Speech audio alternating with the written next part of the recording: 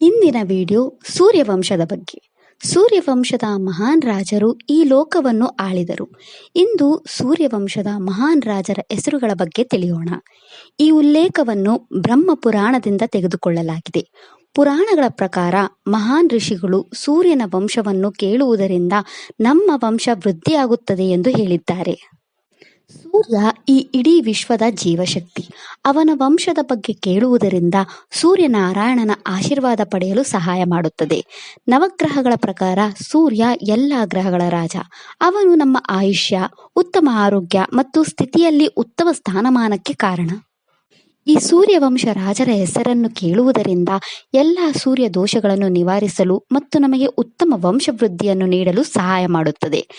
ಸೂರ್ಯವಂಶದಲ್ಲಿ ಜನಿಸಿದ ರಾಜರನ್ನು ಅವರ ಪ್ರಾಮುಖ್ಯತೆ, ಹೆಚ್ಚಿನ ತೇಜಸ್ಸು ಮತ್ತು ಶೌರ್ಯಕ್ಕೆ ಅನುಗುಣವಾಗಿ ವೈಭವೀಕರಿಸಲಾಗಿದೆ. ಸೂರ್ಯವಂಶದ ರಾಜರ ಹೆಸರುಗಳು ಮತ್ತು ಅವರ ಜನನದ ಬಗ್ಗೆ ಓದುವವರಿಗೆ ಅಥವಾ ಕೇಳುವವರಿಗೆ ಉತ್ತಮ ಪೋಷಣೆ ದೊರೆಯುತ್ತದೆ, ಅವರಿಗೆ ಉತ್ತಮ ಸಂತತಿ ದೊರೆಯುತ್ತದೆ ಮತ್ತು ಅಂತಿಮವಾಗಿ ಅವರು ಜೀವನದ ನಂತರ ಸೂರ್ಯ ಲೋಕವನ್ನು ಪಡೆಯುತ್ತಾರೆ ಎಂದು ಹೇಳಲಾಗುತ್ತದೆ. ಶ್ರೀರಾಮನು ಸೂರ್ಯವಂಶದ ಮಹಾನ್ ವಂಶದಲ್ಲಿ ಜನಿಸಿದನು. ಸೂರ್ಯವಂಶವನ್ನು ಮೊದಲು ಮಹಾನ್ ರಾಜ ಇಕ್ಷ್ವಾಕು ಸ್ಥಾಪಿಸಿದನು. ಈ ಮಹಾನ್ ಸೂರ್ಯವಂಶಕ್ಕೆ ಸೇರಿದ ಕೆಲವು ಮಹಾನ್ ರಾಜರು ರಾಜ ಮಾಂಧಾತ, ರಾಜ ಮುಚುಕುಂದ, ರಾಜ ಅಂಬರೀಷ, ರಾಜ ಭರತ ಚಕ್ರವರ್ತಿ, ರಾಜ ಸತ್ಯ ಹರಿಶ್ಚಂದ್ರ, ರಾಜ ದಿಲೀಪ, ರಾಜ ಸಾಗರ, ರಾಜ ರಘು ಮುಂತಾದವರು. ಈ ಎಲ್ಲ ರಾಜರು ಈ ಭರತ ಭೂಮಿಯನ್ನು ಆಳಿದರು. ನಾವೆಲ್ಲರೂ ಭಾರತೀಯರು ಈ ಶ್ರೇಷ್ಠ ದೇಶವಾದ ಭಾರತದಲ್ಲಿ ಜನಿಸಿದ್ದಕ್ಕೆ ತುಂಬಾ ಹೆಮ್ಮೆ ಪಡಬೇಕು. ನಾವು ನಮ್ಮ ಇಂದಿನ ಜನ್ಮಗಳಲ್ಲಿ ಕೆಲವು ಪುಣ್ಯ ಕರ್ಮಗಳನ್ನು ಮಾಡಿರಬಹುದು, ಅದರಿಂದ ನಾವು ಈ ಶ್ರೇಷ್ಠ ದೇಶದಲ್ಲಿ ಜನಿಸಿದ್ದೇವೆ. ಸೂರ್ಯವಂಶವಳಿಯನ್ನು ಮೊದಲು ಸ್ವಯಂ ಭಗವಂತ ಶ್ರೀ ಮಹಾವಿಷ್ಣು ಪ್ರಾರಂಭಿಸಿದನು. ಎಲ್ಲ ಅನಂತ ಬ್ರಹ್ಮಾಂಡಗಳ ಪರಮಾತ್ಮನಾದ ಶ್ರೀ ವಿಷ್ಣು ಈ ವಿಶ್ವವನ್ನು ಸೃಷ್ಟಿಸಿದನು. ಈ ಸಂಪೂರ್ಣ ವಿಶ್ವದ ಸೃಷ್ಟಿಯ ನಂತರ ಭಗವಾನ್ ವಿಷ್ಣುವು ಈ ವಿಶ್ವವನ್ನು ಮತ್ತಷ್ಟು ಸೃಷ್ಟಿಸಲು ಭಗವಾನ್ ಬ್ರಹ್ಮನನ್ನು ಸೃಷ್ಟಿಸಿದನು. ನಂತರ ಭಗವಾನ್ ಬ್ರಹ್ಮನು ತನ್ನ ಮನಸ್ಸಿನಿಂದ 7 ಪುತ್ರರನ್ನು ಸೃಷ್ಟಿಸಿದನು. ಅವರನ್ನು ಸಪ್ತಋಷಿಗಳು ಅಥವಾ ಬ್ರಹ್ಮ ಋಷಿಗಳು ಎಂದು ಕರೆಯಲಾಗುತ್ತದೆ. 7 ಸಪ್ತಋಷಿಗಳೆಂದರೆ ಋಷಿ ವಶಿಷ್ಠ, ಋಷಿ ಮಾರೀಚಿ, ಋಷಿ ಪುಲಸ್ಯ, ಋಷಿ ಪುಲಹ, ಋಷಿ ಅತ್ರಿ, ಋಷಿ ಅಂಗೀರಸ ಮತ್ತು ಋಷಿ ಕ್ರತು. ಈ ಸಪ್ತ ಋಷಿಗಳಲ್ಲಿ ಋಷಿ ಮಾರೀಚಿಗೆ ಕಲಾ, ಊರ್ಣ ಮತ್ತು ಸಂಭೂತಿ ಎಂಬ 3 ಪತ್ನಿಯರಿದ್ದರು. ಋಷಿ ಮಾರೀಚಿ ಮತ್ತು ಅವರ ಪತ್ನಿ ಕಲಾ ಅವರಿಗೆ ಮಹರ್ಷಿ ಕಶ್ಯಪ ಎಂಬ ಮಗನಿದ್ದನು. ಮಹರ್ಷಿ ಕಶ್ಯಪ ದಕ್ಷ ಪ್ರಜಾಪತಿಯ 13 ಹೆಣ್ಣು ಮಕ್ಕಳನ್ನು ಮದುವೆಯಾದರು. ಅವರ 13 ಪತ್ನಿಯರ ಹೆಸರುಗಳು ಹೀಗಿವೆ: ಹದಿತಿ, ದಿತಿ, ಕದ್ರು, ಧನು, ಅರಿಷ್ಟ, ಸುರಸ, ಸುರಭಿ, ವಿನತ, ತಾಮ್ರ, ಕ್ರೋಧವಶ, ಹಿರ, ವಿಶ್ವ ಮತ್ತು ಮುನಿ. ಭಗವಾನ್ ಸೂರ್ಯನಾರಾಯಣ ಮಹರ್ಷಿ ಕಶ್ಯಪ ಮತ್ತು ಅದಿತಿ ದೇವಿಗೆ ಜನಿಸಿದರು. ಸೂರ್ಯನನ್ನು ವಿವಸ್ವಾನ್ ಎಂದು ಕರೆಯಲಾಯಿತು. ಸೂರ್ಯ ಭಗವಾನ್ ಇಂದ್ರ, ಅಗ್ನಿ, ವಾಯು, ವರುಣ, ಭಾಗ, ಆರ್ಯಮಾನ್, ಮಿತ್ರ, ವಿಷ್ಣುವಿನ ಅವತಾರವಾದ ವಾಮನ ಮುಂತಾದ ಅನೇಕ ಒಡಹುಟ್ಟಿದವರನ್ನು ಹೊಂದಿದ್ದರು. ಭಗವಾನ್ ಸೂರ್ಯನಿಗೆ ದೇವಿ ಸಂಜನಾ ಅಥವಾ ಸಂಧ್ಯಾ ಮತ್ತು ದೇವಿ ಛಾಯಾ ಎಂಬ 2 ಪತ್ನಿಯರಿದ್ದರು. ಭಗವಾನ್ ಸೂರ್ಯ ಮತ್ತು ದೇವಿ ಸಂಜನರಿಗೆ ವೈವಸ್ವತಮನು, ಯಮ, ದೇವಿ ಯಮುನಾ, ದೇವಿ ಸುವರ್ಚಲ, ಅಶ್ವಿನಿ ಕುಮಾರರು ಎಂಬ 6 ಮಕ್ಕಳಿದ್ದರು. ಮತ್ತು ಸೂರ್ಯ ಮತ್ತು ದೇವಿ ಛಾಯರಿಗೆ ಸಾವರ್ಣಿಮನು, ಶನಿ, ರೇವಂತ ಮತ್ತು ದೇವಿ ತಪಾತಿ ಎಂಬ 4 ಮಕ್ಕಳಿದ್ದರು. ಭಗವಾನ್ ಸೂರ್ಯನ ಮೊದಲ ಮಗ ವೈವಸ್ವತಮನು ದೇವಿ ಶ್ರದ್ಧಾ ಅವರನ್ನು ವಿವಾಹವಾದರು. ಅವರಿಗೆ ಇಕ್ಷ್ವಾಕು, ನಭಾಗ, ದೃಷ್ಟ, ಸರಿಯತಿ, ನರಿಷ್ಯಂತಿ, ನಾಭಾನಿದಿಷ್ಟ, ಕರುಷ, ಪ್ರಸಾದ್ರ, ವಸುಮಾನ್ ಮತ್ತು ಸುದ್ಯುಮ್ನ ಎಂಬ 10 ಮಂದಿ ಪುತ್ರರಿದ್ದರು. ವೈವಸ್ವತಮನು ವಿಷ್ಣುವಿನ ಮತ್ಸ್ಯಾವತಾರದಲ್ಲಿ ಕಾಣಿಸಿಕೊಂಡ ಅದೇ ರಾಜ ವೈವಸ್ವತಮನು. ವೈವಸ್ವತಮನುವಿನ ಮಗ ಇಕ್ಷ್ವಾಕುಗೆ 100 ಪುತ್ರರಿದ್ದರು. ಅವರಲ್ಲಿ ಅತ್ಯಂತ ಪ್ರಸಿದ್ಧವಾದ ಆಳ್ವಿಕೆಯ ಪುತ್ರರೆಂದರೆ ರಾಜ ಕುಕ್ಷಿ ಮತ್ತು ರಾಜ ನಿಮಿ. ಈ ಸೂರ್ಯವಂಶದಲ್ಲಿ ಇಕ್ಷ್ವಾಕು ಶ್ರೇಷ್ಠ ಮತ್ತು ದೈವಿಕನಾಗಿದ್ದರಿಂದ ಭಗವಾನ್ ರಾಮನ ವಂಶವನ್ನು ಇಕ್ಷ್ವಾಕು ವಂಶ ಎಂದು ಕರೆಯಲಾಗುತ್ತದೆ. ಇಕ್ಷ್ವಾಕುವಿನ ಮಗ ನೇಮಿಯಿಂದ ದೇವಿ ಶ್ರೀ ಸೀತಾದೇವಿಯ ತಂದೆ ಜನಕ ಮಹಾರಾಜ ಸಿರಧ್ವಜ ಮತ್ತು ಅವರ ಸಹೋದರ ಕುಶಧ್ವಜರ ಮಹಾನ್ ವಂಶವು ಮುಂದೆ ಸಾಗಿತು. ರಾಜ ಇಕ್ಷ್ವಾಕುವಿಗೆ ವಿಕುಕ್ಷಿ ಎಂಬ ಮಗನಿದ್ದನು. ಮುಂದೆ ವಿಕುಕ್ಷಿಗೆ ಪುರಂಜಯ ಎಂಬ ಮಗನಿದ್ದನು. ಕೆಲವು ಗ್ರಂಥಗಳಲ್ಲಿ ಅವನನ್ನು ಬಾಣ ಎಂದು ಕರೆಯಲಾಗಿದೆ. ರಾಜ ಪುರಂಜಯನಿಗೆ ಒಬ್ಬ ಮಗನಿದ್ದನು. ಅವನಿಗೆ ಅನಾರಣ್ಯ ಅಥವಾ ಅನೇನ ಎಂದು ಹೆಸರಿಸಲಾಯಿತು. ರಾಜ ಅನೇನನಿಗೆ ಪೃಥು ಮತ್ತು ನಿಷಾದ ಎಂಬ ಇಬ್ಬರು ಗಂಡು ಮಕ್ಕಳಿದ್ದರು. ರಾಜ ಪೃಥು ದೇವಿ ಅರ್ಚಿಯನ್ನು ವಿವಾಹವಾದರು. ಅವರಿಗೆ ವಿಶ್ವಗಶ್ವ ಅಥವಾ ವಿಜಿತ್ಸತ್ವ ಎಂಬ ಮಗನಿದ್ದನು. ವಿಶ್ವಗಶ್ವನಿಗೆ ಅರ್ದ್ರ ಅಥವಾ ಚಂದ್ರ ಎಂಬ ಮಗನಿದ್ದನು. ರಾಜ ಅರ್ದ್ರನು ಯುವನಾಶ್ವ ಎಂಬ ಮಗನಿಗೆ ಜನ್ಮ ನೀಡಿದನು. ಯುವನಾಶ್ವನಿಗೆ ಶ್ರವಸ್ತ ಎಂಬ ಮಗನಿದ್ದನು. ಶ್ರವಸ್ತನಿಗೆ ದೀರ್ಘಶ್ವ ಮತ್ತು ದೃಗಶ್ವನಿಗೆ ಯುವನಶ್ವ ಎಂಬ ಮಗನಿದ್ದನು. ಯುವನಶ್ವ ಮಹಾರಾಜ ಮಾಂಧಾತನಿಗೆ ಜನ್ಮ ನೀಡಿದನು. ರಾಜ ಮಾಂಧಾತನಿಗೆ ಬಿಂದುಮತಿ ಮತ್ತು ಚೈತ್ರರತಿ ಎಂಬ ಇಬ್ಬರು ಪತ್ನಿಯರಿದ್ದರು. ರಾಜ ಮಾಂಧಾತನಿಗೆ ಪುರುಕುತ್ಸ, ಅಂಬರೀಷ ಮತ್ತು ಮುಚುಕುಂದ ಎಂಬ 3 ಪುತ್ರರಿದ್ದರು. ರಾಜ ಅಂಬರೀಷನು ಭಗವಾನ್ ವಿಷ್ಣುವಿನ ಮಹಾನ್ ಮತ್ತು ದೈವಿಕ ಭಕ್ತನಾಗಿದ್ದನು. ಅವನು ತನ್ನ ಏಕಾದಶಿ ಉಪವಾಸಕ್ಕಾಗಿ ಪ್ರಸಿದ್ಧನಾಗಿದ್ದನು. ರಾಜ ಮಾಂಧಾತನ ಮಗ ಪುರುಕುತ್ಸನಿಗೆ ಕುವಲಶ್ವ ಎಂಬ ಮಗನಿದ್ದನು. ರಾಜ ಕುವಲಶ್ವ ದುಂದು ಎಂಬ ರಾಕ್ಷಸನನ್ನು ಕೊಂದಿದ್ದರಿಂದ ಅವನನ್ನು ದುಂದುಮಾರ ಎಂದು ಕರೆಯಲಾಯಿತು. ರಾಜ ಕುವಲಶ್ವನಿಗೆ ದೃಢಶಶ್ವ, ಕಪಿಲಶ್ವ ಮತ್ತು ಭದ್ರಶ್ವ ಎಂಬ 3 ಪುತ್ರರಿದ್ದರು. ರಾಜ ದೃಢಶ್ವನಿಗೆ ಪ್ರಮೋದ ಎಂಬ ಮಗನಿದ್ದನು. ರಾಜ ಪ್ರಮೋದನಿಗೆ ಅರಿಯಶ್ವ ಎಂಬ ಮಗನಿದ್ದನು ಮತ್ತು ರಾಜ ಅರಿಯಶ್ವನಿಗೆ ನಿಕುಂಭ ಎಂಬ ಮಗನಿದ್ದನು. ರಾಜ ನಿಕುಂಭನಿಗೆ ಸಂತಶ್ವ ಎಂಬ ಮಗನಿದ್ದನು ಮತ್ತು ಸಂತಶ್ವನಿಗೆ ಕೃಶಶ್ವ ಎಂಬ ಮಗನಿದ್ದನು. ರಾಜ ಕೃಶಶ್ವನಿಗೆ ಪ್ರಸೇನ್ನಜಿತ್ತ ಎಂದು ಮಗನಿದ್ದನು. ಅವನಿಗೆ ತ್ರಸದಸ್ಯು ಎಂಬ ಮಗನಿದ್ದನು. ರಾಜ ತ್ರಸದಸ್ಯುವಿಗೆ ಸಂಭೂತ ಎಂಬ ಮಗನಿದ್ದನು. ರಾಜ ಸಂಭೂತನಿಗೆ ಅನಾರಣ್ಯ ಎಂಬ ಮಗನಿದ್ದನು. ರಾಜ ಅನಾರಣ್ಯನಿಗೆ ತ್ರಷದಶ್ವ ಎಂಬ ಮಗನಿದ್ದನು.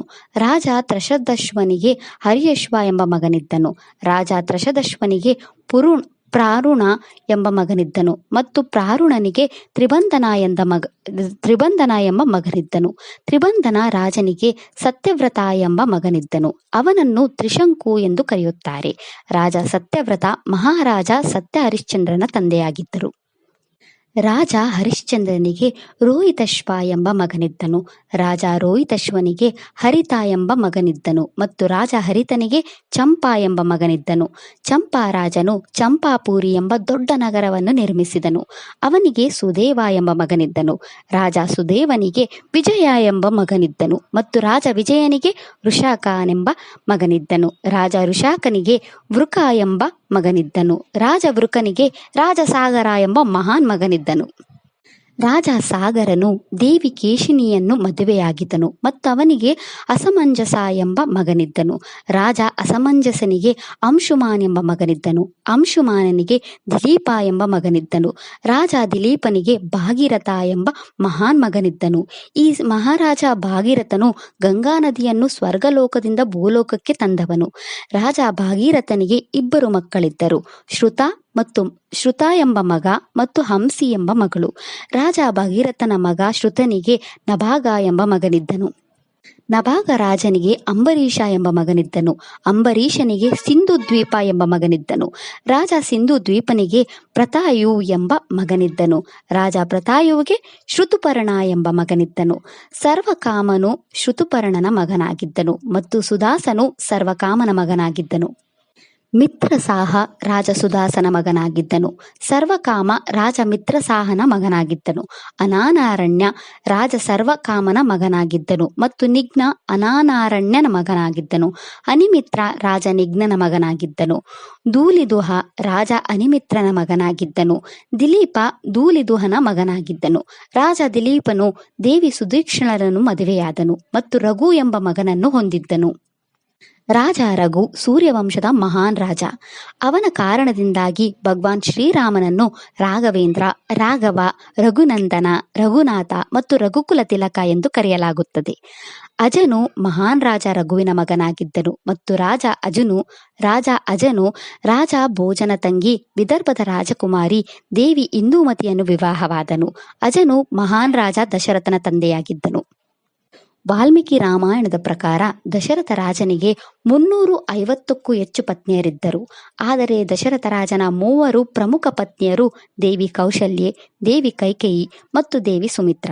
ದಶರಥ ರಾಜನಿಗೆ 5 ಮಕ್ಕಳಿದ್ದರು. ಅವರಿಗೆ ಶಾಂತ ಎಂಬ ಮಗಳು ಮತ್ತು ರಾಮ, ಲಕ್ಷ್ಮಣ, ಭರತ ಮತ್ತು ಶತ್ರುಘ್ನ ಎಂಬ 4 ಗಂಡು ಮಕ್ಕಳಿದ್ದರು.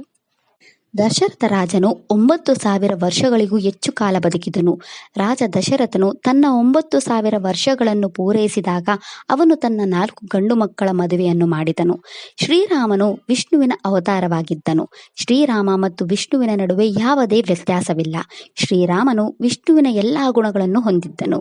ಶ್ರೀರಾಮನು ಶ್ರೀ ಮಹಾಲಕ್ಷ್ಮೀ ದೇವಿಯ ಅವತಾರವಾದ ಶ್ರೀ ಸೀತಾದೇವಿಯನ್ನು ವಿವಾಹವಾದನು.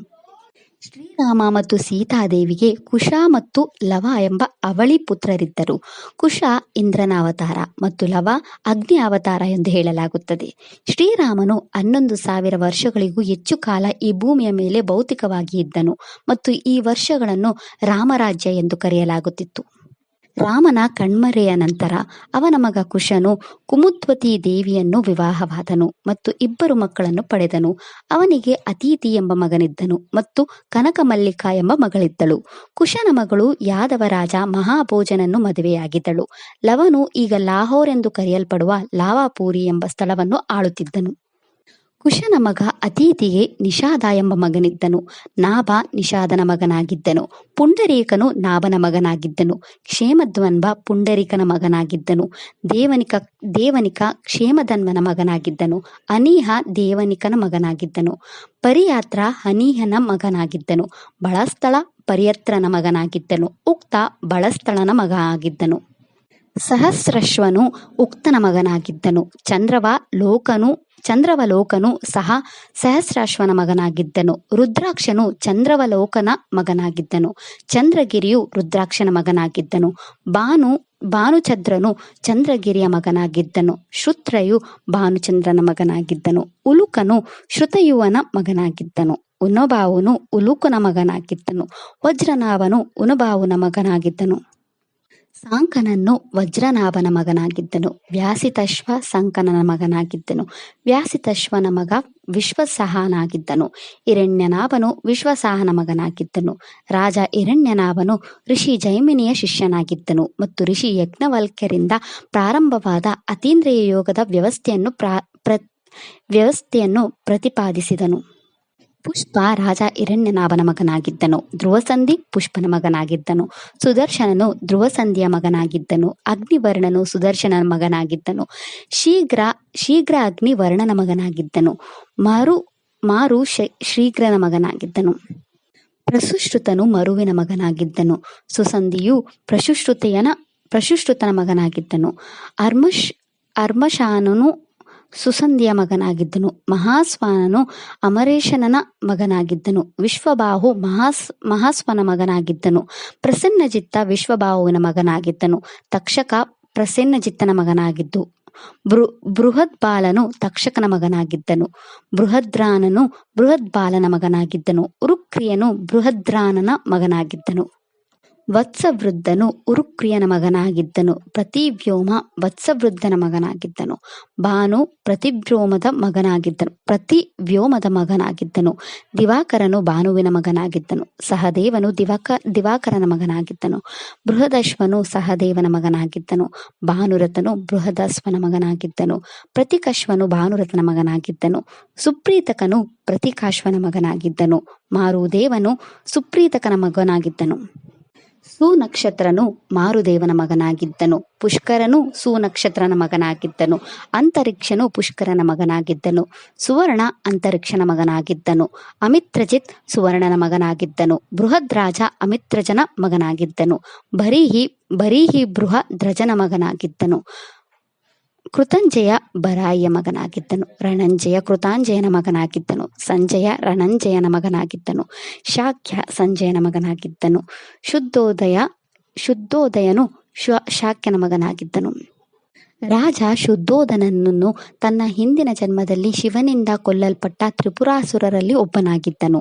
ಶುದ್ಧೋಧನನು ಕಪಿಲವಸ್ತುವಿನ ಶಾಕ್ಯರ ಆಡಳಿತಿಗರನಾಗಿದ್ದನು. ಸಿದ್ಧಾರ್ಥ ಅಥವಾ ಗೌತಮ ಬುದ್ಧನು ರಾಜ ಶುದ್ಧೋಧನನ ಮಗ ಮತ್ತು ವಿಷ್ಣುವಿನ 9ನೇ ಅವತಾರ. ರಾಹುಲ ಸಿದ್ಧಾರ್ಥ ಅಥವಾ ಗೌತಮ ಬುದ್ಧನ ಮಗ. ಪ್ರಸನ್ನಜಿತ್ ರಾಹುಲನ ಮಗ. ಪ್ರಸನ್ನಜಿತ್ ಸಿದ್ಧಾರ್ಥನಿಗೆ 27 ವರ್ಷ ವಯಸ್ಸಾಗಿದ್ದಾಗ ಜನಿಸಿದನು. ಕ್ಷೂದ್ರಕ ಪ್ರಸನ್ನಜಿತ್ತನ ಮಗ. ರಣಕ ಕ್ಷುದ್ರಕನ ಮಗ. ಸುರತ ರಣಕನ ಮಗ ಮತ್ತು ಸುಮಿತ್ರ ಸುರತನ ಮಗ. ರಾಜ ಸುಮಿತ್ರ ಸೂರ್ಯವಂಶದ ಕೊನೆಯ ಆಡಳಿತಗಾರನಾಗಿದ್ದನು. ರಾಜ ಸುಮಿತ್ರನನ್ನು ಮಗಧದ ಮಹಾಪದ್ಮನಂದ ಎಂಬ ಅತ್ಯಂತ ಶಕ್ತಿಶಾಲಿ ರಾಜ ಸೋಲಿಸಿದನು. ರಾಜ ಸುಮಿತ್ರನನ್ನು ಅಯೋಧ್ಯೆಯನ್ನು ಬಿಡಲು ಒತ್ತಾಯಿಸಲಾಯಿತು. ಅವನು ಇಂದಿನ ಬಿಹಾರದಲ್ಲಿರುವ ರೋಹಿತಕ್ಕೆ ಓಡಿ ಹೋದನು. ರಾಜ ಸುಮಿತ್ರನ ನಂತರ ಈ ಸೌರವಂಶವು ಕಲಿಯುಗದಲ್ಲಿ ಕಣ್ಮರೆಯಾಯಿತು. ಇದೆಲ್ಲವೂ ರಾಜ ಇಕ್ಷ್ವಾಕು, ರಘು, ದಶರಥ, ಶ್ರೀರಾಮಚಂದ್ರ ಪ್ರಭುಗಳ ಮಹಾನ್ ಕುಟುಂಬದ ಬಗ್ಗೆ. ಈ ಮಹಾನ್ ರಾಷ್ಟ್ರದಲ್ಲಿ ಮತ್ತು ಈ ಮಹಾನ್ ವಂಶದಲ್ಲಿ ಜನಿಸಿದ ಬಗ್ಗೆ ನಾವು ತುಂಬ ಹೆಮ್ಮೆ ಪಡಬೇಕು.